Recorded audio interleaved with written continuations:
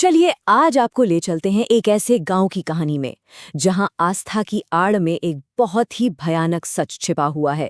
एक ऐसी जगह जहां हर अमावस की रात एक खौफनाक समझौता दोहराया जाता है। ये कहानी है अघोरम और मोलक की, और यकीन मानिए ये आपकी रातों की नींद उड़ाने वाली है। बस एक नियम, हर अमावस को बलि देनी होगी। ये लाइन उस गांव की हर सांस में जहर की तरह घुली हुई थी। ये एक ऐसा समझौता था जो उनकी जिंदगी और मौत का फैसला करता था। एक ऐसा श्राप जिससे वो चाहकर भी बच नहीं सकते थे।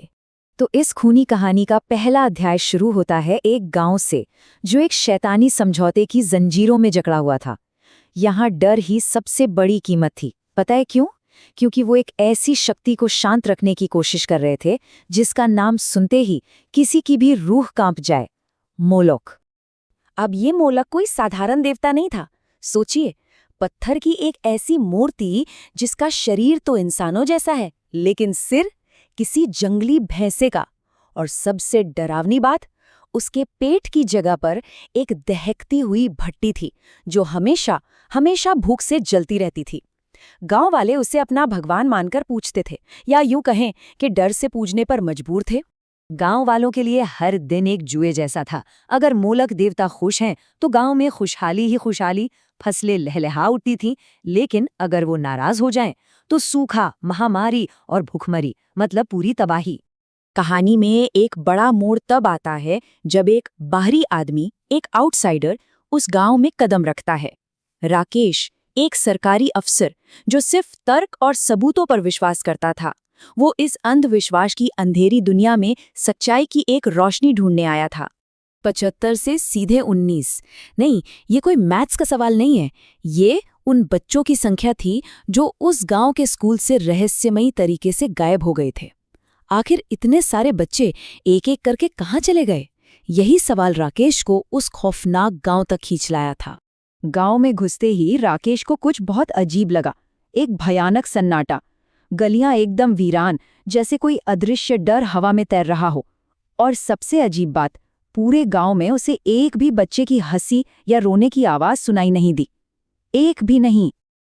अब हम कहानी के उस मोड़ पर हैं जहां राकेश को पहला सुराग मिलता है। एक ऐसा सुराग जो उसे गांव के सबसे काले राज के दरवाजे तक ले जाता है। हुआ ये कि गांव के एक पुराने खंडर बन चुके मंदिर में उसे एक ऐसा नजारा दिखा जिसे देखकर उसकी आत्मा तक कांप गई। जब राकेश ने उन डरे सहमे बच्चों से पूछा कि वो क्या कर रहे हैं, तो एक बच्चे ने बड़ी ही मासूमियत से जवाब दिया, बलि का खेला। सिर्फ 3 शब्द, लेकिन ये शब्द राकेश के कानों में पिघले हुए शीशे की तरह उतर गए।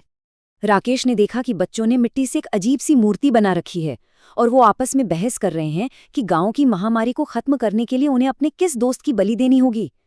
ये कोई खेल नहीं था, ये उस गांव की काली हकीकत का एक भयानक आईना था। उस रात दिन में जो कुछ भी हुआ था उसने राकेश को सोने नहीं दिया, और जब आंख लगी भी तो एक खौफनाक सपना शुरू हो गया। सपने में उसने खुद को एक विशाल बैल के सिर वाली मूर्ति के सामने पाया, जिसके पेट में आग की भट्टी जल रही थी, बिल्कुल वैसी ही जैसी बच्चों ने मिट्टी से बनाई थी। अब कहानी अपने सबसे खौफनाक, सबसे जरूरी हिस्से की तरफ बढ़ रही है। आधी रात का अंधेरा, एक गुप्त पूजा और एक ऐसा शैतानी राज जो हमेशा के लिए दफन था, अब वो सामने आने वाला था। खंडरों के बीच से आती आग की लपटों ने राकेश का ध्यान खींचा। जब वो हिम्मत करके वहां पहुंचा तो उसने गांव के पुजारी अघोरम को एक गुप्त अनुष्ठान करते हुए देखा, और उसके सामने मोलक की वही असली खौफनाक मूर्ति खड़ी थी जो राकेश के सपने में आई थी। तभी राकेश ने अघोरम के मुंह से वो सच सुना जिसने उसके पैरों तले से जमीन खिसका दी। अघोरम ने कहा, ये मूर्ख नहीं जानते कि ये मोलक कोई देवता नहीं बल्कि एक शैतान है। सोचिए, वो पल जब गांव की सदियों पुरानी आस्था एक झटके में चकनाचूर हो गई। तो असल में पुजारी की शैतानी योजना क्या थी? सुनिए, उसने खुद गांव में महामारी और सूखा फैलाया, फिर एक शैतान से शक्ति हासिल करने के लिए मासूम बच्चों की बलि दी, और उसका आखिरी मकसद अमर होना था। अघोरम घमंड से चिल्लाकर बोला, हाँ, मैं शैतान को पूजता हूं और उसी शैतान ने मुझे ये ताकत दी है। ये था उसकी शक्ति का सबसे भयानक सच। और अब कहानी का वो क्लाइमैक्स आता है जिसका हम सबको इंतजार था, जहां धोखेबाज का अंत आग से होता है और इंसाफ की मशाल वही लोग जलाते हैं जिन्हें बरसों तक अंधेरे में रखा गया था। भीड़ में से एक टूटी हुई आवाज गूंजी, एक बूढ़े आदमी की जिसका बरसों का दबा हुआ दर्द अब गुस्से की आग बन चुका था। वो चिल्लाया, 20 साल पहले ये मेरे पोते को भी देवता की इच्छा कहकर मुझसे छीन ले गया था। अघोरम का सच सुनते ही गांव वालों का जो डर था वो एक पल में न्याय के लिए जलती हुई आग में बदल गया। उन्हें एहसास हो गया था कि वो दशकों से एक पुजारी के नहीं बल्कि एक शैतान के हाथों की कठपुतलियां बने हुए थे। आखिर में गुस्से से पागल भीड़ ने अघोरम को पकड़कर उसी की जलाई हुई बलि की आग में धकेल दिया। पुजारी की चीखें आग की लपटों में कहीं खो गईं। ये क्रूर न्याय था, लेकिन शायद उस शैतान का यही सही अंत था।